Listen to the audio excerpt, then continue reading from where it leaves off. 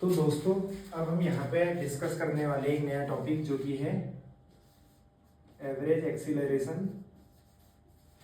Average acceleration and instantaneous acceleration.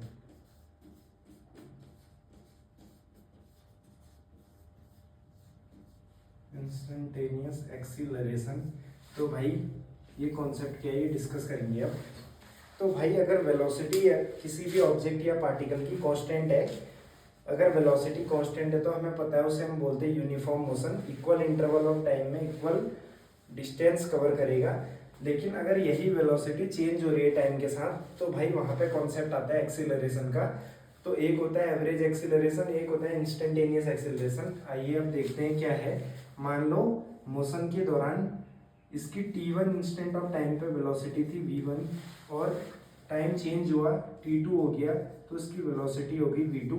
तो भाई यहाँ से कॉन्सेप्ट आता है एवरेज एक्सीलरेशन का, उसको हम रिप्रेजेंट करते हैं a बार एवरेज से। और ध्यान रखना एक्सीलरेशन भी एक वेक्टर क्वांटिटी है वेलोसिटी की तरह। तो लेकिन हमने अभी वेक्टर चैप्टर यहाँ पे डिस्कस नहीं करा है, तो जब हम डिस्कस करेंगे तो डिटेल में जाएंगे और उस समय जो वेक्टर क्वांटिटी होती है उनके सर पे एक वेक्टर का सिंबल लगाते हैं जो कि ऐसा होता है, यह है वेक्टर क्वांटिटी का सिंबल। तो एक्सीलरेशन को ऐसे दिखाते हैं। लेकिन अभी हम सिंपली इस चैप्टर में मोशन स्ट्रेट लाइन में बस बता दे रहा हूँ एक वेक्टर होता है।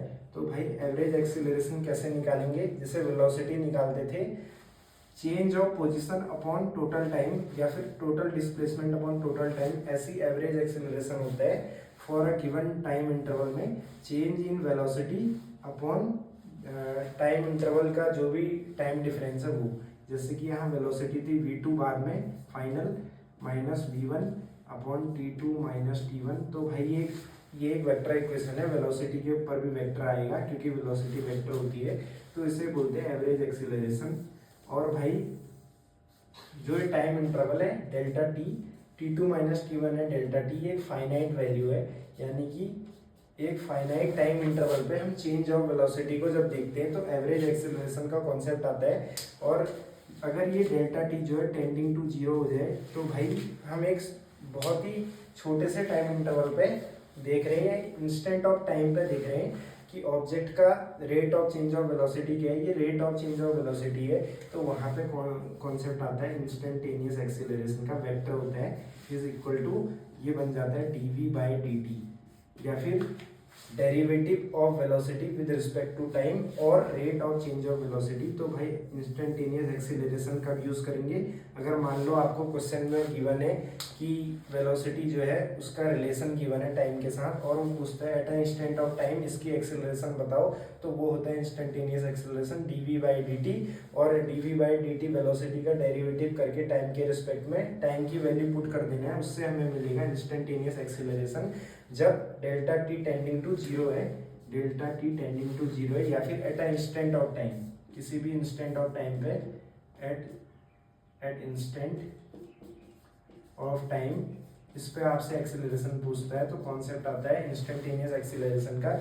और हमें पता है एक्सीलरेशन होता है rate of change of velocity upon time. तो भाई इसकी डायमेंशन कैसे निकालेंगे, वेलोसिटी की डायमेंशन है lt माइनस वन और टाइम की डायमेंशन है t, तो एक्सीलरेशन की डायमेंशन आ गई lt माइनस टू। तो भाई ये भी इम्पोर्टेंट है, ये डायमेंशनल एनालिसिस में हमने डिस्कस करा था mlt। तो m यहाँ पे आता नहीं है, l और t के टर्म्स में lt माइनस टू और इसकी जो यूनिट होती है मीटर पर सेकेंड स्क्वायर होती है। तो भाई ये है कॉन्सेप्ट एवरेज एक्सीलरेशन और इंस्टेंटेनियस एक्सीलरेशन का।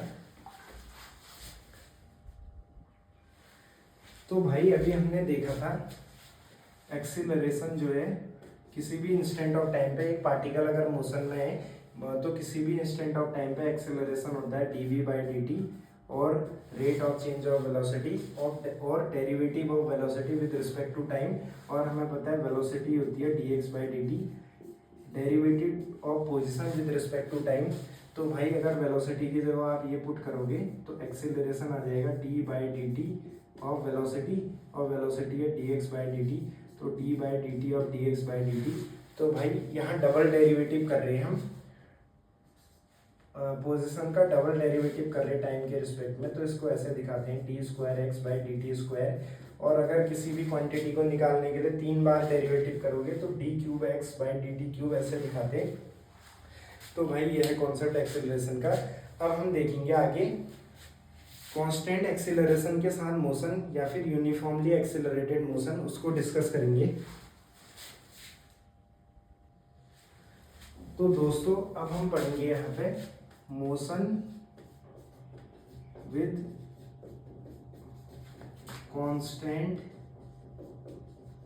एक्सीलरेशन। तो भाई ये टॉपिक पढ़ेंगे मोशन विद कांस्टेंट एक्सीलरेशन, और इसी को हम बोलते हैं यूनिफॉर्मली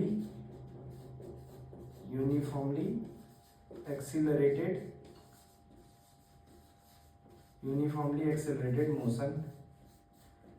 तो भाई क्या है आप देखते हैं, मान लो कोई भी पार्टिकल या कोई ऑब्जेक्ट मोशन कर रहा है और उस पर कोई एक्सीलरेशन एक्ट कर रहा है, यानी कि कोई एक्सीलरेशन है, उसकी वेलोसिटी में चेंज आ रहा है टाइम के साथ, और मान लो वो एक्सीलरेशन एक कांस्टेंट वैल्यू है, एक्सीलरेशन जो इसका है कांस्टेंट है, तो इस केस में हम बोलते हैं इसे यूनिफॉर्मली एक्सीलरेटेड मोशन या फिर मोशन विद कांस्टेंट एक्सीलरेशन। तो हमें पता है भाई एक्सीलरेशन होता है dv/dt, और मान लो उस एक्सीलरेशन की कांस्टेंट वैल्यू है a। तो भाई यहाँ से आ गया हमारा dv/dt is equal to a, तो यहाँ से dv आ गया a dt। तो भाई अब हम लगाएंगे इंटीग्रेशन। तो मान लो इंटीग्रेशन हमने लगाया, यहाँ पे एक्सीलरेशन जो है डेरिवेटिव है वेलोसिटी का। तो भाई जो एक्सीलरेशन टाइम ग्राफ के अंडर जो भी एरिया आएगा वो हमें देगा वेलोसिटी। तो हम इंटीग्रेट करेंगे उसके लिए। तो मान लो इसकी जब पोजीशन हमने मोशन स्टार्ट किया था टाइम था 0 और t टाइम पे हम देख रहे हैं, और इसकी इनिशियल वेलोसिटी थी 0 टाइम पे u और बाद में हो गई v। तो भाई यहाँ से आपका एक्सेलरेशन बाहर आ जाएगा इंटीग्रेशन के, तो a और ये बन जाएगा t। ये है लोअर लिमिट, ये है अपर लिमिट, 0 से लेकर t तक हम रखेंगे, और यहाँ dv का इंटीग्रेशन हो जाएगा v, तो u से लेके v तक। तो भाई इसमें क्या करते हैं हम, जब ऐसे लिमिट्स दी होती है तो upper limit minus lower limit, ये हो जाएगा v minus u is equal to a, यहाँ पे आएगा t माइनस 0 यानी कि at। तो यहाँ से पहली इक्वेशन निकल गई u प्लस at। तो भाई ये है यूनिफॉर्मली एक्सेलरेटेड मोशन की पहली इक्वेशन, ये है। अब चलते हैं आगे दूसरी इक्वेशन की तरफ। हमें पता है भाई कि वेलोसिटी होती है dx/dt, rate of change of position with time. तो यहाँ पे हमें वेलोसिटी की ये वैल्यू मिली थी, तो ये रखेंगे यहाँ पे। तो यहाँ से आ जाएगा dx/dt is equal to v, और v की जो वैल्यू है वह है u प्लस at। ये जो है किसी भी इंस्टेंट ऑफ टाइम पे वेलोसिटी है पार्टिकल की, और वो होती है initial velocity plus at, acceleration constant है। तो यहाँ से आ गया dx is equal to u plus at into dt। तो इसको इंटीग्रेट कर देंगे दोनों तरफ, dx इज इक्वल टू ये dt है भाई, u प्लस at और dt इंटीग्रेशन करेंगे। मान लो इसकी पोजीशन 0 से गई x तक और टाइम है 0 से लेके t तक, तो ये हो जाएगा dx का इंटीग्रेशन आएगा x, और अपर लिमिट माइनस लोअर लिमिट करेंगे तो x माइनस 0 ये बन जाएगा x इज इक्वल टू, इसका इंटीग्रेशन करेंगे पहले u का इंटीग्रेशन टाइम के रिस्पेक्ट में।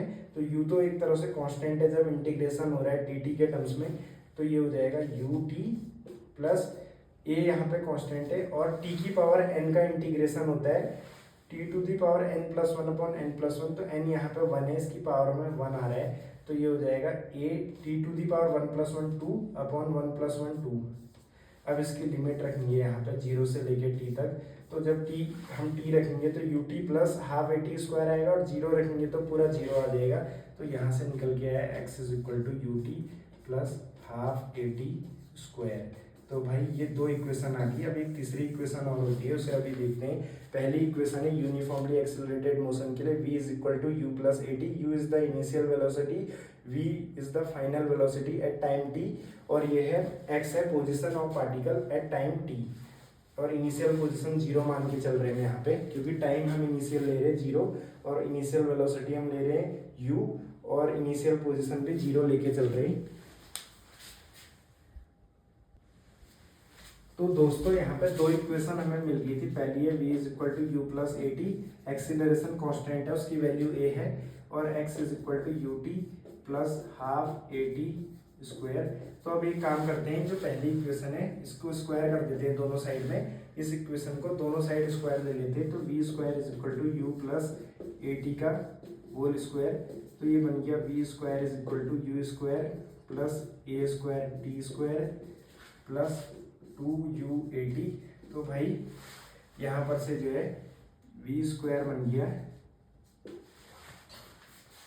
u स्क्वायर प्लस यहाँ पर जो है आप 2a कॉमन ले लो। अगर 2a कॉमन लेंगे तो ये बन जाएगा ए t square by 2 plus U T. तो भाई ये देखो, अगर आपने 2a कॉमन लिया तो यहाँ पर a स्क्वायर टी स्क्वायर है, तो 2 से 2 कैंसिल हो जाएगा, a स्क्वायर टी स्क्वायर बन गया, प्लस 2a कॉमन लिया तो ut आ जाएगा। और हमें पता है ut plus half a t square होता है x, v square is equal to ut plus half a t square x होता है u स्क्वायर प्लस 2ax। तो भाई ये होगी तीसरी इक्वेशन, यूनिफॉर्मली एक्सेलरेटेड मोशन की तीसरी इक्वेशन। तो भाई ये है यहाँ पर, और इसमें हम एजम्पशन लेके चल रहे हैं कि जब हमने इसका मोशन देखना स्टार्ट किया तो टाइम वहाँ पे 0 था, t इज इक्वल टू 0 था, और कुछ टाइम बाद किसी t टाइम पे इसकी वेलोसिटी है v, इसकी पोजीशन है x, और इसका एक्सेलरेशन तो कांस्टेंट है, u इसकी इनिशियल वेलोसिटी है। तो ये पहली इक्वेशन है, ये दूसरी इक्वेशन है मोशन की, यूनिफॉर्मली एक्सेलरेटेड मोशन की, यह है तीसरी इक्वेशन। तो भाई ये है यूनिफॉर्मली एक्सीलरेटेड मोशन की 3 इक्वेशंस। तो भाई अब एक चीज देखते हैं हम, पॉजिटिव एंड नेगेटिव एक्सीलरेशन। तो भाई पॉजिटिव एंड नेगेटिव एक्सीलरेशन क्या है? पॉजिटिव एक्सीलरेशन तब कहेंगे, मान लो ये हमारा रेफरेंस पॉइंट है O और ये x डायरेक्शन है, और पार्टिकल का मोशन यहाँ की ओर हो रहा है, ये इसकी वेलोसिटी की डायरेक्शन है, और इधर को ही एक्सीलरेशन एक्ट कर रहे हैं। तो इस केस में क्या है, वेलोसिटी इंक्रीज होगी इस एक्सीलरेशन की वजह से, तो ये होगा पॉजिटिव एक्सीलरेशन। या फिर अगर वेलोसिटी पॉजिटिव है, एक्सीलरेशन भी पॉजिटिव है, तो इसकी वेलोसिटी इंक्रीज करेगी। और दूसरा केस है नेगेटिव एक्सीलरेशन का। मान लो एक कार जा रही है प्लस x डायरेक्शन की तरफ, और इसकी वेलोसिटी यहाँ की ओर भी किसी इंस्टेंट पे, और उस समय इसका एक्सेलरेशन यहाँ की ओर लग रहा है, एक्सेलरेशन जो है यहाँ की ओर लग रहा है। ये मैं वेक्टर नहीं दिखा रहा हूँ, ये दिखा रहा है एक्सेलरेशन की डायरेक्शन यहाँ की ओर है।